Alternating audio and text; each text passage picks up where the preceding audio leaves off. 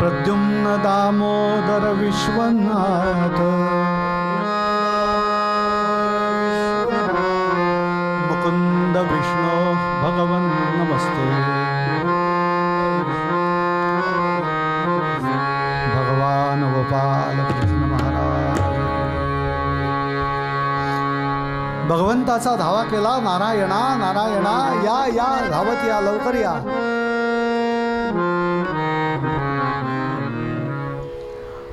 आणि काय घडलं त्यानंतर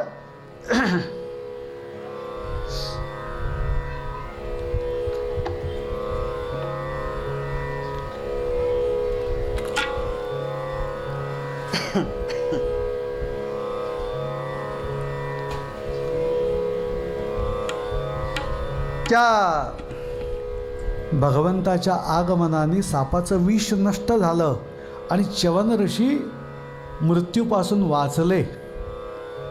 गंमत काय बघा, भगवंताच्या नुसत्या जसं आपण रोज आरती म्हणतो, दर्शन मात्रे मनकामना पुरती, असा परमात्मा आहे जगदंबा. जगदंबा कशी आहे? महाविष्णू कसे आहेत? ज्यांच्या दर्शनाने सुद्धा पुण्य आहे. म्हणून जर खटपट करायची झाली तर दर्शनासाठी करा, प्रदर्शनासाठी नका करू. प्रदर्शन करणं सोपं आहे आणि अलीकडल्या काळात प्रदर्शनच जास्ती असतं भक्तीच्या नावावरती, देवाच्या नावावरती, धर्माच्या नावावरती. दर्शन घेण्याचा हेतू फार कमी असतो. म्हणून तर अमक्या ठिकाणी गेलात तर 200 रुपयाचं तिकीट घ्या, 500 रुपयाचं तिकीट घ्या, नाही तर VIP पास घ्या, लवकर दर्शन. सगळा बाजार पैशाचा बाजार. सगळ्यांना हे आवडेल माझं बोलणं असं नाही आहे, पण ज्या ठिकाणी दर्शनासाठी पैसा घेतला जातो, भगवत दर्शनासाठी ना, अशा ठिकाणी सद्भक्तांनी जाऊच नये असं माझं मत आहे. मी सांगतो, माझं मत आहे. तुम्हाला पटलं तर तुम्ही घ्या, नाहीपेक्षा घेऊ नका, माझा काय आग्रह नाही आहे. पण ज्या ठिकाणी बाजार आहे पैशाचा, नाव देवाचं आणि बाजार पैशांचा, बाकीच्या सगळ्या गोष्टी करण्याकरता अनुकूलता आहे, फक्त भगवंताचं दर्शन घेण्याकरता अनुकूलता नाही आहे. आणि हीच जर का अशी परिस्थिती असेल, मला माहिती नाही, अजून कल्पना नाही आहे, पण माझ्या माहितीप्रमाणे तिकडे काही लागत नाही. कुठे? दरवर्षी मक्का मदिनेला आमचे मुसलमान बांधव जातात, पण मला नाही वाटत असं की तिकडे काही असं काही असेल. एखाद्या मुस्लिम मित्राला जाऊन विचारा, बा असं असतं का हो? असं काही नाही आहे. सगळं जे चालतं आहे ना, ते सगळं इथेच चालतं आहे, इंडिया. तरीसुद्धा आय लव्ह माय इंडिया आम्ही म्हणतो.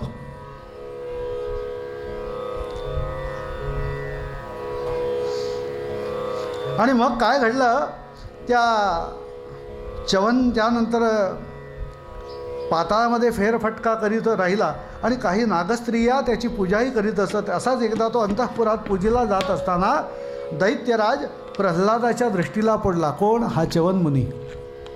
आणि च्यवनमुनीची पूजा केली आणि आगमनाचे कारण विचारले. ब्राह्मण श्रेष्ठ, आपणास इंद्राने तर पाठवलं नाही ना? प्रल्हाद विचारतोय. कारण प्रल्हादाची सत्ता कुठे आहे? पाताळात आहे. तेव्हा त्याला शंका आली. काय असा एखादा मनुष्य संशयित फिरायला लागला की आपण नाही का विचारतो राहून, का हे कोण व्यक्ती आहे, कशासाठी आले तो? हे तसं झालं आहे प्रकरण. च्यवनमुनी आलेत आणि हे कशा करता आले? इंद्रानी तर पाठवलं नाही ना यांना? प्रल्हादाला शंका आली आहे.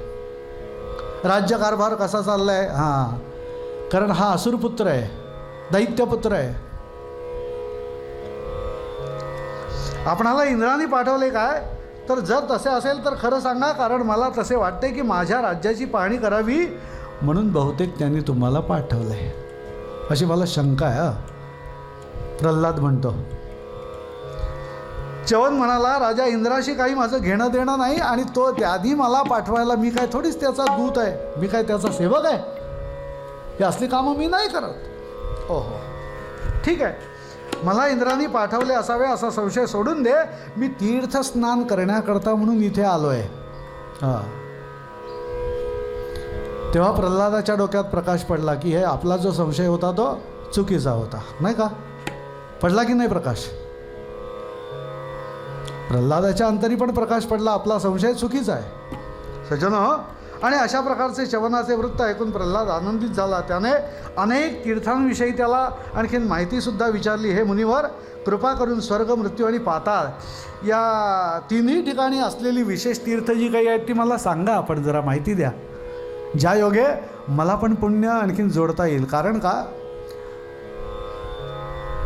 असं वचन आहे की अन्यक्षेत्रे कृतं पापम तीर्थक्षेत्रे विनश्यती. अन्यक्षेत्रे कृतं पापम तीर्थक्षेत्रे विनश्यती. पण त्याच्याबरोबर पुढलंही लक्षात ठेवा, तीर्थक्षेत्रे कृतं पापम वज्रलेपो भविष्यती. हे पण महत्त्वाचं आहे. म्हणून तीर्थक्षेत्राला गेल्यानंतर तरी किमान माणसांनी पापाचरण करू नये. पुण्य नाही करता आलं ना तर नका करू, हरकत नाही, बिघडत नाही, काही फरक पडत नाही, पण किमान पाप तरी करू नये अशी अपेक्षा आहे. तीर्थयात्रा आणि अशाच सर्व धार्मिक बाबतीत मुख्य महत्त्व मनाला आहे. आणि म्हणून दुसऱ्या कशालाही नाही, तर ज्यांना शुद्ध होण्याची अपेक्षा आहे ना, ते उठतात आणि गंगेत जाऊन बुडी मारतात, गोदावरीत नाशिकला जाऊन बुडी मारतात. हां, पण परिस्थिती काय होते माहिती आहे त्यांची? एक जुनं भजन आहे ज्याच्यामध्ये उल्लेख आहे की मन मैला, मन मैला और तन को धोए. किती साबण लावा आणि शॅम्पू लावा आणि काही करा, काय उपयोग आहे का मला सांगा?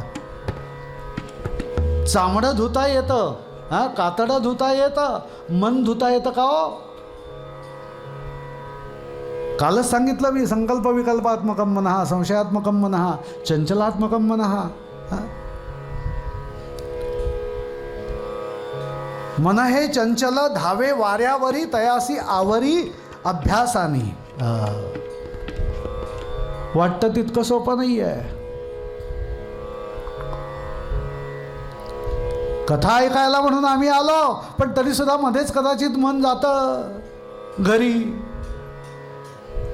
घरात राहिलेल्या लोकांकडे म्हणा, घरात असलेल्या सुरू असलेल्या टी व्हीकडे म्हणा, हां, का आणखीन कशाकडे जातं, गाई गुरांकडे जातं, कोणाचं कुठे जातं सांगता येतं का हो? इतकं चंचल असलेलं मन आहे. आणि म्हणून पहिलं मन ताब्यात ठेवायला शिकलं पाहिजे. आणि तो जो काही अभ्यास आहे तो साधनेचा अभ्यास आहे, तपश्चर्येचा अभ्यास आहे.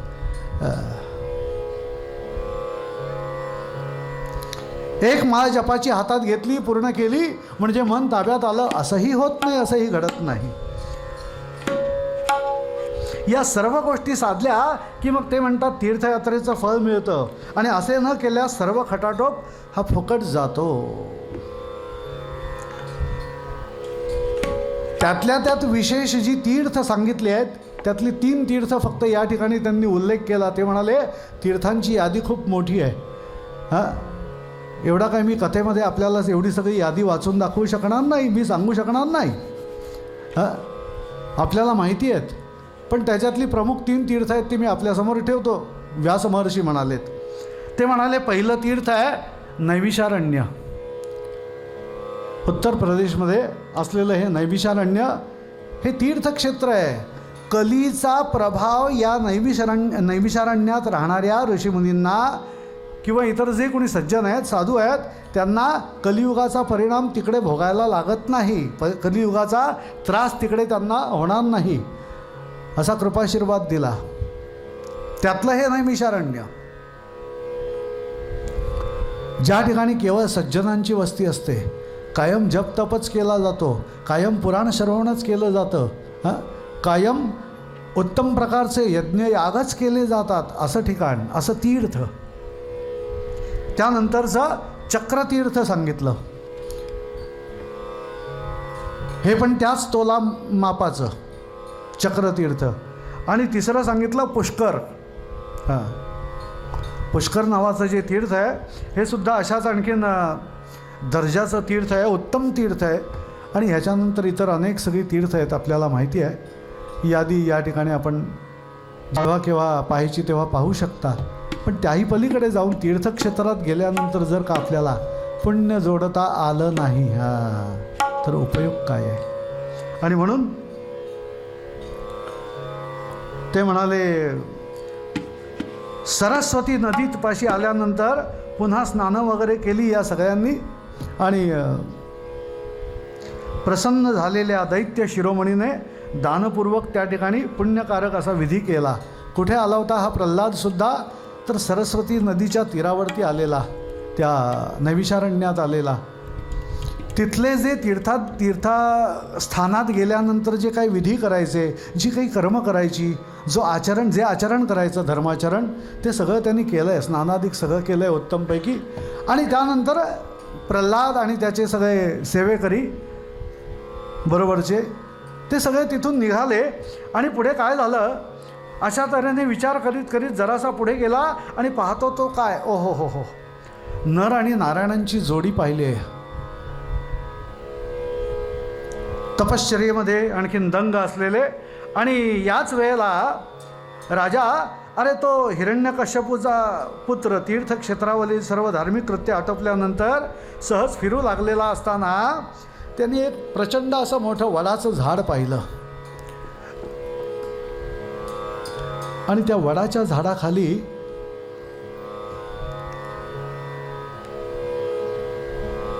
हजारो बाण आणि हजारो भाते त्या ठिकाणी ठेवलेले पाहिले, ज्यांना गिधाडांची पिसं लावली होती त्या बाणांना, टोकांना त्या ठिकाणी, आणि उत्तम टोकांची धार.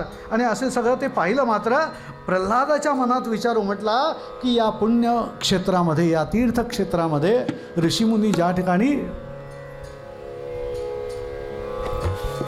सदाचार, नीती, धर्म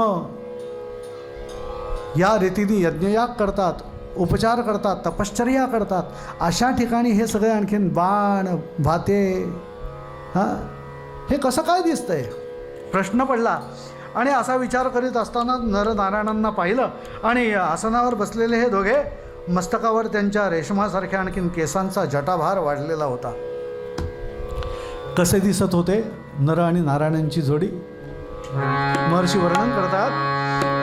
त्या ठिकाणी जटाभार वाढलेला, अंगावर काळे हरिणाचे चामडे पांघरलेले, आणि समोरच दोन धनुष्य, ज्यांची नावं होती शार्ंग आणि अजगव, असे दोन धनुष्य त्या ठिकाणी ठेवलेली यांच्यासमोर. आणि अक्षय भातेसुद्धा होते. ते दोन्ही धर्मपुत्र ध्यानात मग्न असताना असे दृश्य पाहिल्यानंतर तो असुराज प्रल्हादाला राग आला. आणि त्यांना हाक म्हणून तो म्हणाला, अरे तपस्व्यांनो, काय चाललंय तुमचं इथे? एकीकडे तपश्चर्या करता, पुरश्चरण करता, जप तप करता, आणि दुसरीकडे हे बाण, धनुष्यबाण, बाते, हे सगळं इकडे दिसतंय. शस्त्रांची काय गरज आहे? तुम्ही तपश्चर्येला बसलात ना, शस्त्रास्त्र कशाला पाहिजे तुम्हाला? हे सगळं विरोधाभास आहे हा सगळा, असं बोलू लागला मात्र. आणि त्यानंतर एकीकडे तपाचरण, दुसरीकडे धनुष्यबाण, हे असं मी कधीच पाहिलं नव्हतं. ओहो हो. आणि कलियुगाला न शोभणारा असं हे वर्तन आहे. ब्राह्मणाला तपश्चर्या हाच योग्य धर्म आहे. त्याच्या हातात नवे त्याच्या मुखात मंत्र ठीक आहे, शोभून दिसतो, पण त्याच्या हातात शस्त्रास्त्र शोभून नाही दिसत. असा हा प्रल्हाद बोलू लागला. एकीकडे मस्तकावर जटाभार काय, धनुष्य बाणांचा संभार काय, आणि दुसरीकडे तुम्ही दिव्य अशा दोघांनी फक्त धर्माचरण करावं हे सोडून हे सगळं काय जमा केलं आहे? काय चाललं आहे तुमचं?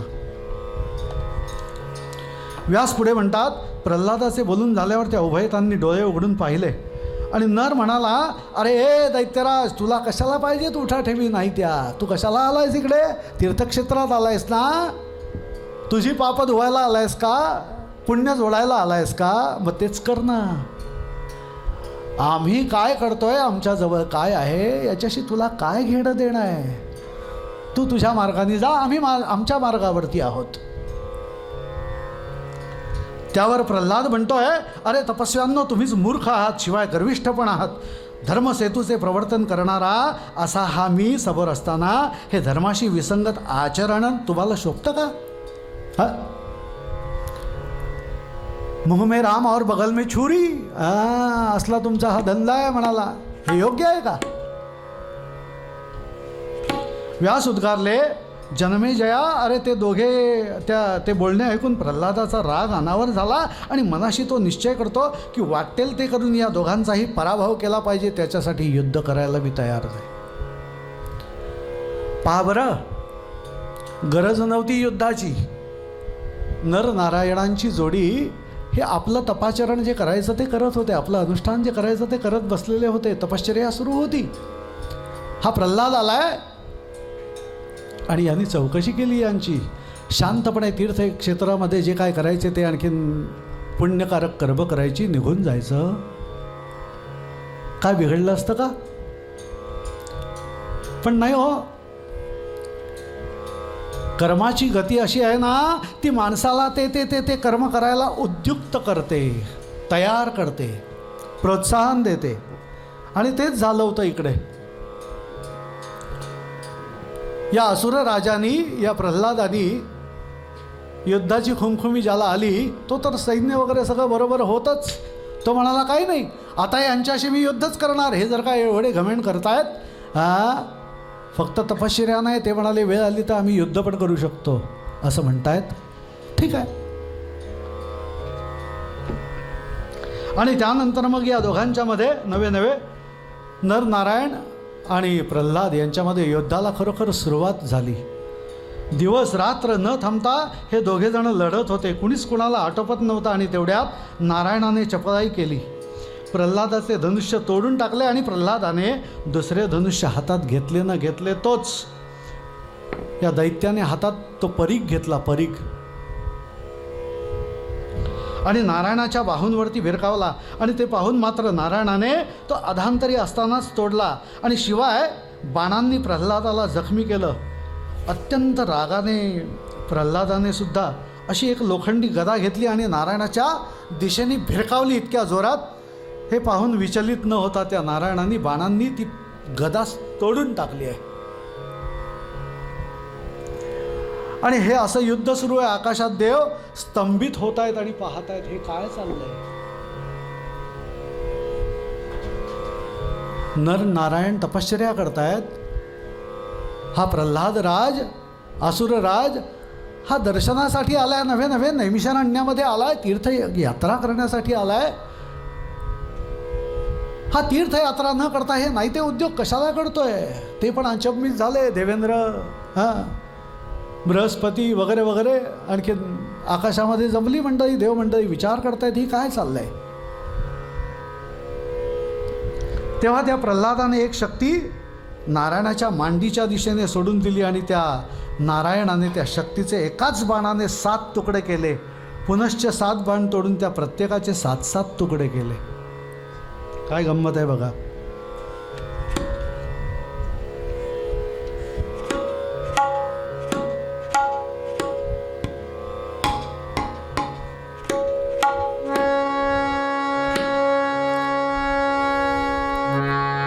युद्धाचं नुसतं वर्णन केलं तरी घाम फुटतोय बघा.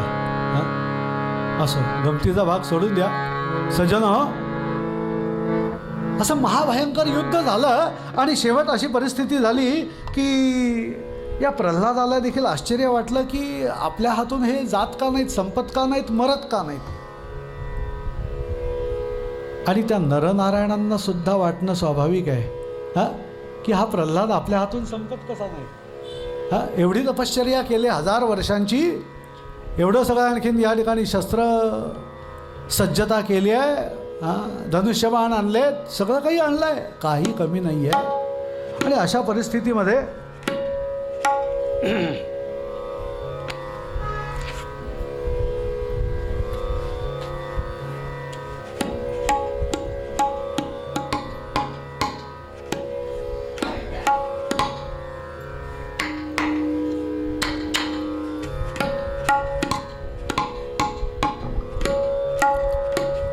हे असं का बरं व्हावं.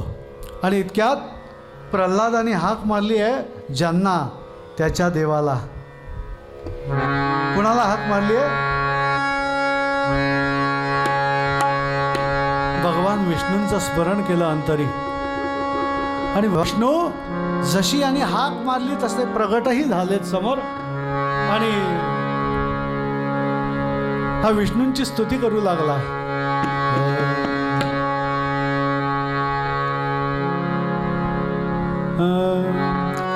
ओम नमो नारायणा, ओम नमो नारायणा, ओम नमो नारायणा, ओम नमो नारायणा, ओम नमो नारायणा. नारायण नारायण नारायण रे, नारायण नारायण नारायण रे. ओम नमो नारायणा, ओम नमो नारायणा.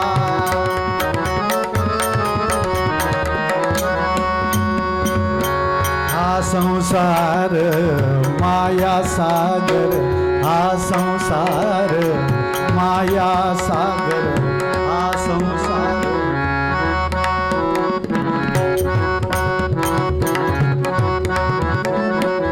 देह नौका लावा पार, देह नौका लावा पार.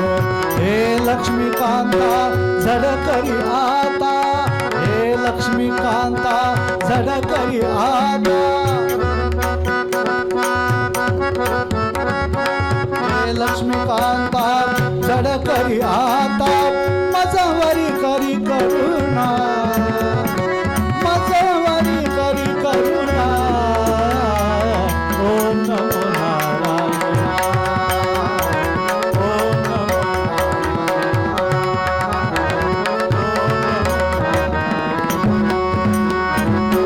ओम नमो नारायणा.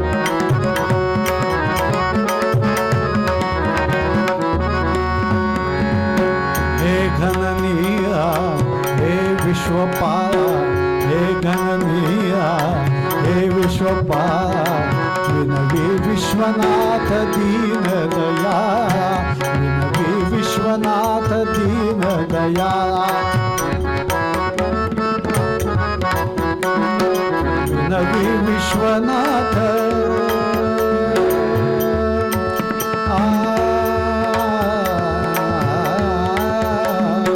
विनवी विश्वनाथ दीन दयाळा. हे मुरारी, हे चक्रधारी, हे मुरारी, हे मुरारी, हे चक्रधारी. मजवरी करी करुणा, मजवरी करी करुणा. ओम नमो नारायणा, ओम नमो नारायणा.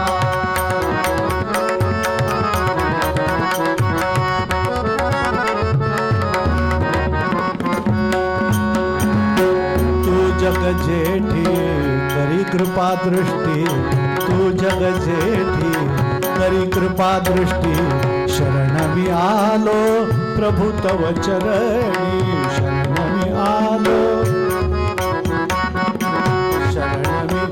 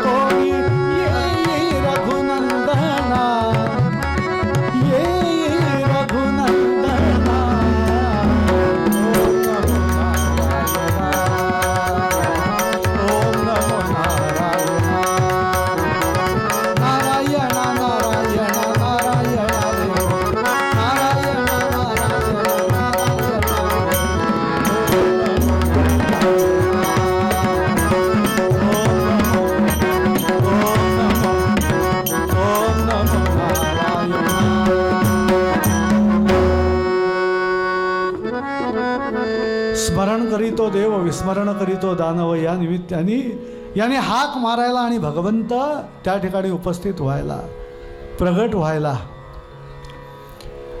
यांनी विचारलं, प्रल्हाद विचारतोय, भगवंता दंडवत घातलं भगवंताच्या चरणांवरती. यांनी जसं दंडवत घातलं ना, तसं त्या नर आणि नारायणांनी पण दंडवत घातलं. हे पण भगवंताचे निस्सीम भक्त आहेत, नवे नवे अंशरूपाने आलेले देवच आहेत.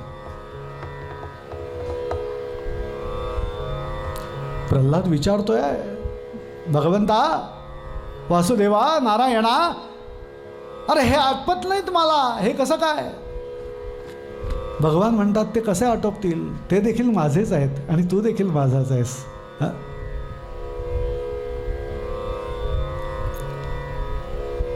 म्हणून तर मी तिकडेच असतो. कुठे? यत्र मद भक्ता गायंती तत्र तिष्ठामि नारद, नाहं वसामि वैकुंठे योगीनाम हृदये रवौ. मग मी कुठे? ज्या ठिकाणी माझे भक्त आहेत, माझं स्मरण करतायत सातत्याने, सततं कीर्तयन्तो माम या न्यायानी, मी त्यांच्याकरता धावून येतो, त्यांचा सांभाळ करतो आणि त्यांचं कल्याण करतो. सज्जन हो, नरनारायणांचं जसं कल्याण झालं तसं भक्ताचं देखील, या प्रल्हादाचं देखील कल्याण झालं. आणि त्यानंतर मग नरनारायण पुन्हा पूर्ववत तपश्चर्याला जाऊन बसले आणि इकडे प्रल्हाद देखील आपल्या स्थानावरती गेला. व्यास क्षणभर इकडे थांबतायत आणि त्यानंतर पुढली कथा सांगायला आणखीन जनमेजय सांगतोय, विनंती करतोय की महाराज अजून काही मला आणखीन आपण कथा सांगा अशा की ज्या योगे आणखीन माझं कल्याण होईल आणि मला आनंद मिळेल. ऐक राजा, अजूनही एक कथा मी तुला सांगणार आहे, नाही अशातली गोष्ट नाही आहे.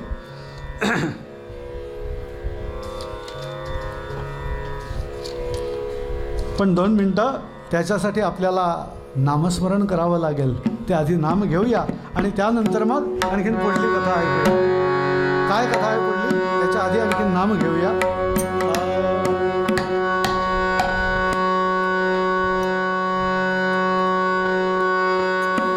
गोविंद बोलो हरी गोपाल बोलो म्हणा.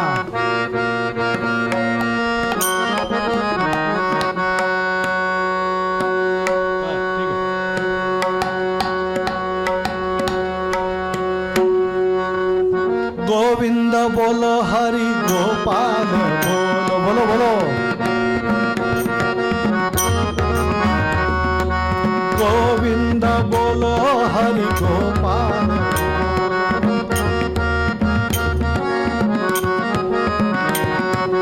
राधारमण हरि गोपाल बोलो.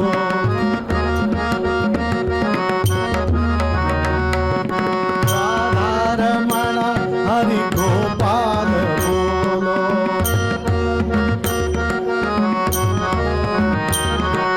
गोविंद बोलो हरि गोपाल बोलो.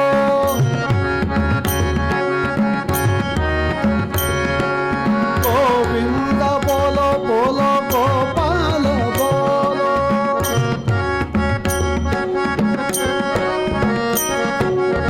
गोविंद बोलो गोपाल बोलो.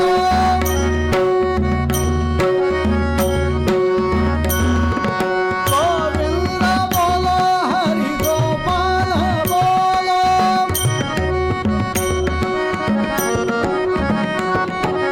राधारमण हरि गोपाल बोलो.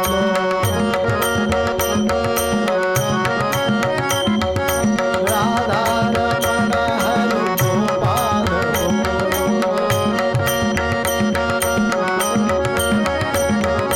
जय जय श्याम राधे श्याम राधे श्याम राधे श्याम. जय जय श्याम राधे श्याम राधे श्याम राधे श्याम. गोविंद बोलो हरि गोपाल बोलो. गोविंद बोलो बोलो गोपाल बोलो.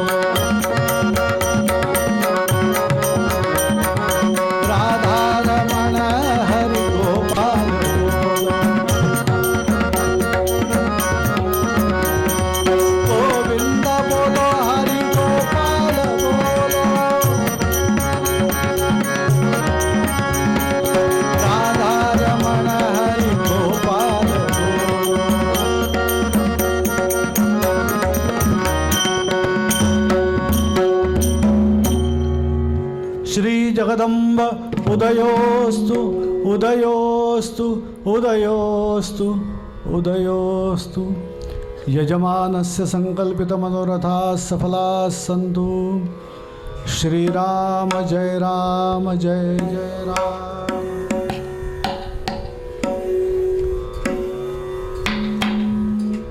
महर्षी म्हणाले यानंतर कथा येते ती त्या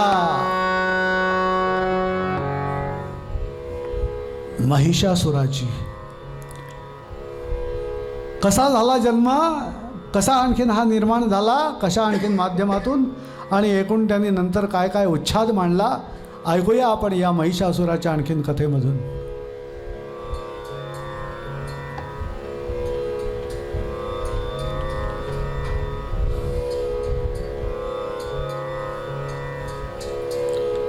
सप्तशतीतलं जे वर्णन आहे ते इतकं चपखल वर्णन आहे। आधी ते श्लोक पाहू आणि पुढे जाऊया। या ठिकाणी मार्कंडेय पुराणांतर्गत आलेलं जे सप्तशतीतले श्लोक आहेत ते असे आहेत।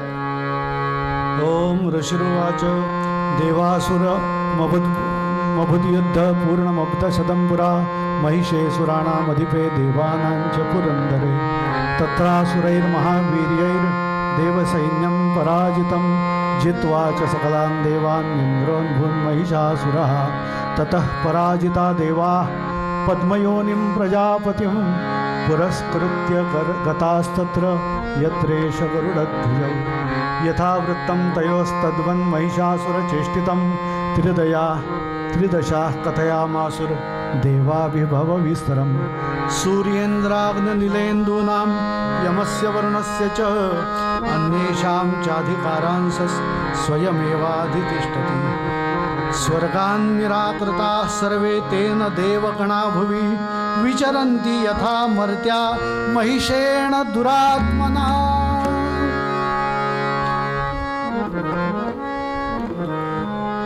या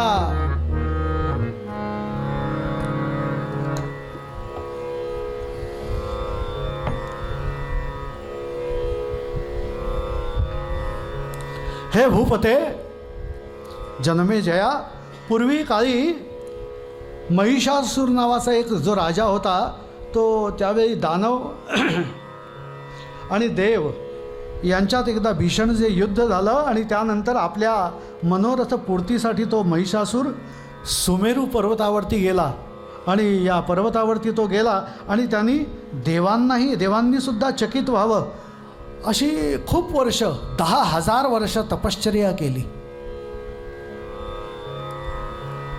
आपण पाहिलं या सगळ्या एक एक कथांकडे तर आपल्या लक्षात येतं असुरसुद्धा तपश्चर्या करण्याच्या बाबतीत कमी नव्हते। ह्याचं कारण का, त्यांना देवादिकांकडून जे मिळवायचं होतं ते मिळवल्याखेरीज ते मागे येत नव्हते। या महिषासुरांनी सुद्धा 1-2 वर्ष नाही, 5-10 वर्ष नाही, 10,000 वर्षांची तपश्चर्या केली। त्या मेरू पर्वतावर जाऊन बसला, अन्न नाही, पाणी नाही, काही नाही, आणि अशी इतकी उग्र तपश्चर्या देवतेचं हृदयात ध्यान करीत जेव्हा 10,000 वर्षांचा काळ उलटला तेव्हा लोकपितामह ब्रह्मदेव संतुष्ट झाले। असं आहे की देव संतुष्ट होतो जोपर्यंत होत नाही तोपर्यंत आपल्याला वरदान मिळत नाही, आणि तोपर्यंत ज्याला काही मिळवायचं असतं तो आपली तपश्चर्या थांबवत नसतो। ब्रह्मदेव प्रसन्न झाले, प्रसन्नोस्मी वरम ब्रूहि, काय पाहिजे, कशा करता एवढी वर्ष तपश्चर्या केली सांग तर खरं। आणि असं विचारल्यानंतर तो असुर म्हणाला, हे प्रभूजी, हे कमलोत्पन्न देवा, मला अमर व्हायचं आहे।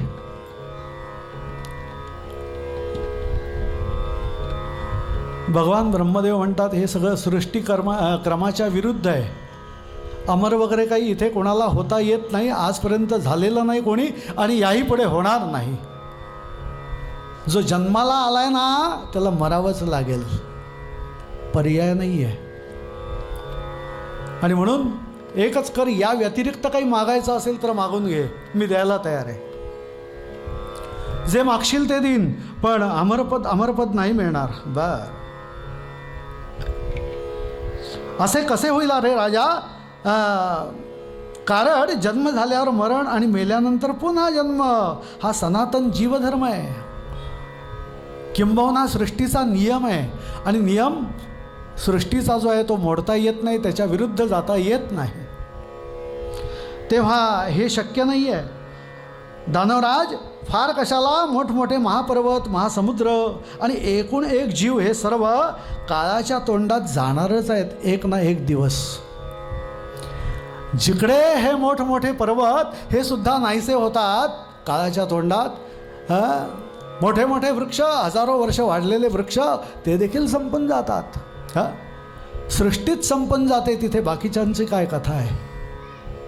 आणि म्हणून हे शक्य नाही. दुसरे काहीही मागून घे पृथ्वीपते, मी तुला जे मागशील ते देईन. तो महिष लगेच म्हणाला, हरकत नाही, ठीक आहे. जर आपण मला अमरपण देणार नसाल, अमरत्व देणार नसाल, तर किमान एवढं तरी करा. काय करा? देव, दानव आणि मानव, या देव, दानव आणि मानवांच्या पासून मला मृत्यू नको. एखाद्या स्त्रीपासून आला तरी चालेल, कारण का स्त्रिया या मुळात तशा अबला असतात. त्यांच्यापासून मला मृत्यू येऊ शकत नाही. कोणत्याही स्त्रीपासून मला मृत्यू येईल असं कदापि शक्य नाही. म्हणजे बघा बरं, यांनीच स्वतःचं रिझर्वेशन करून टाकलं. देव दानवांच्या हातून नाही, मानवाच्या हातून नाही, स्त्रीच्या हातून मृत्यू आला ना, ॲक्सेप्टेबल, मला चालेल, आय एम रेडी. भगवान म्हणाले, बरं झालं, तूच आत्ता आम्हाला सांगून टाकलंस की मला मृत्यू कोणापासून आहे. हे आता निश्चित झालं की आदिशक्ती जर का आली, जगन्माता जर का आली, जगदंबा जर का आली,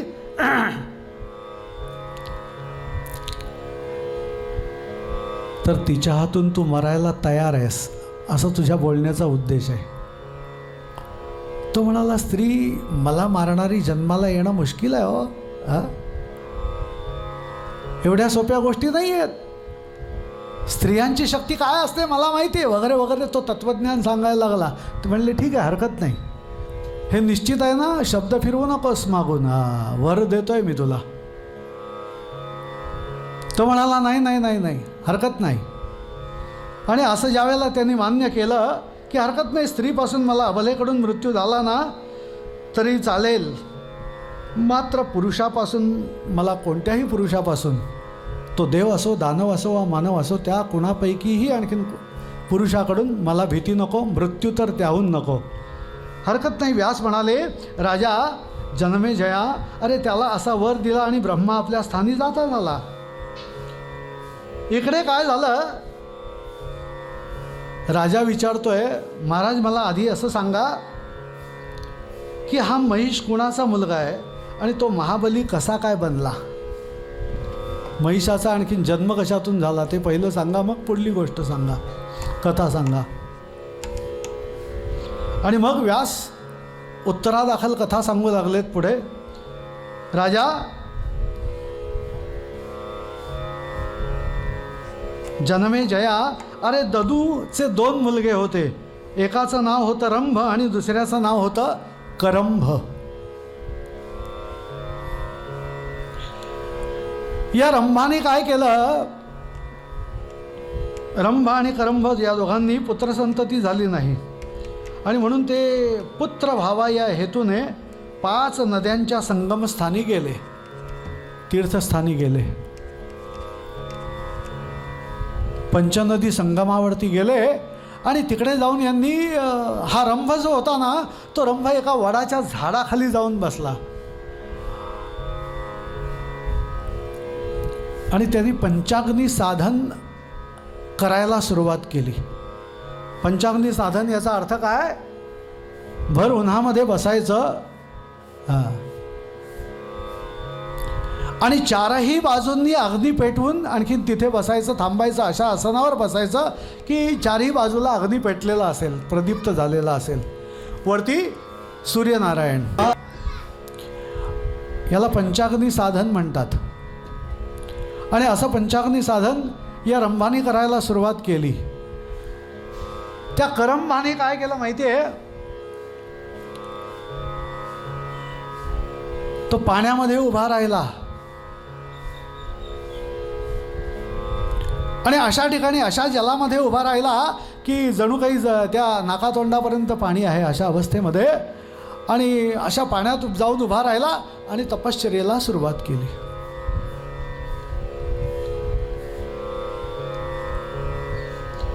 दोघांच्या या तपश्चर्येची बातमी इंद्राला कळली. थोडक्यात सांगायचं तर कालच्या कथेची पुनरावृत्ती इकडे आहे पुन्हा एकदा. इंद्राला भीती कशाची असते? एखाद्या राजाने 100 यज्ञ केले, लागली भीती, आसन डळमळायला लागलं. इतर कोणीतरी महाघोर अशी तपश्चर्या केली,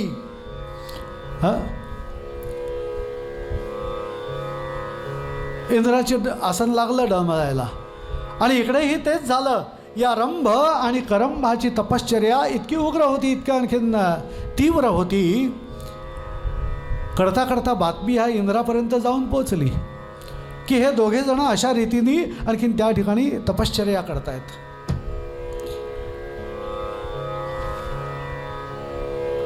यांना पुत्र नव्हता, संतती नव्हती, आणि म्हणून खरं म्हणजे हे त्या ठिकाणी तपश्चर्या करत होते. पण इंद्राला असं वाटलं यांच्या अंतरीचा हेतू काय आहे तो तर कळला पाहिजे निदान. नाहीतर उद्या आपल्या इंद्रपदावरतीच आणखीन घाला पडायचा, काय सांगता येत आहे. आपलं इंद्रपदच निघून जायचं आपल्या हातचं. आणि म्हणून त्या इंद्राला भीती वाटली. म्हणून त्यांनी काय केलं, तो काळजीत पडला आणि त्याने जाऊन नदीमध्ये एका मगराचे रूप घेतलं. मगर, करंजेश्वरीकडे येता येता वाटेत जर का आपण नीट निरीक्षण केलं तर त्या मगरी कदाचित आपल्यालाही दिसतात, होय की नाही?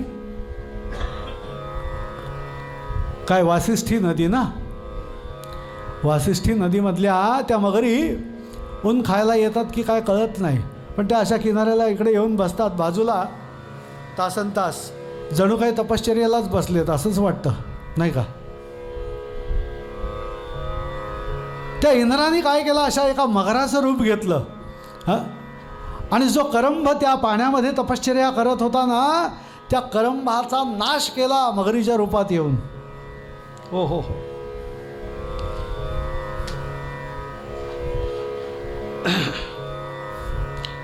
करंभाचे पाय पकडले आणि त्याला मारला, संपवूनच टाकला. हो, आता मगरीच्या जबड्यात मिळाल्यानंतर काय मला सांगा सज्जनो.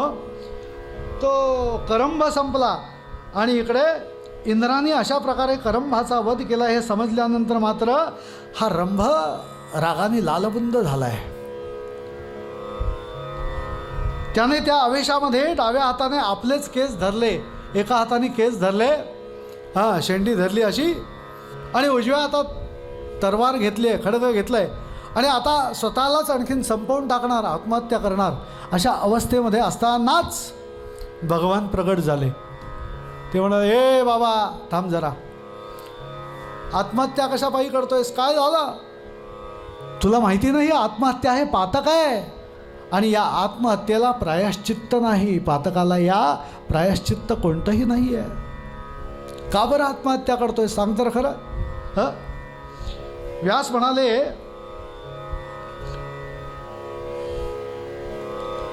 अग्निदेव प्रगट झाले आणि ते त्या रंभाला म्हणायला लागले, मूर्ख दानवा, अरे तू हे काय करतोयस? आपलेच डोके छेदून घेणारा असा का बरं झालायस? आत्महत्येसारखं आणखीन दुसरं पातक नाही, कारण त्याला प्रायश्चित्त नाही आहे. तेव्हा असं काही करू नकोस. दुसरं असं की अशा प्रकारे मरून तुला काय मिळणार आहे? पाहायला गेलं तर एवढं पंचाग्नी साधन केलंस, मी इकडे प्रगट झालो आहे, आणि तू आत्महत्या करतोयस, काय मिळणार तुला? काहीच नाही मिळणार. म्हणून एकच कर. व्यास म्हणाले, असे अग्नीचे सांगणे ऐकून रंभाने केस सोडले. तो म्हणाला, हे देवश्रेष्ठा, जर आपण माझ्यावरती खरंच प्रसन्न असाल तर मला वर द्या की त्रैलोक्य जिंकेल असा एखादा सर्व शत्रू संहारक पुत्र. खरं म्हणजे ह्याच्यासाठी आमची तपश्चर्या आहे.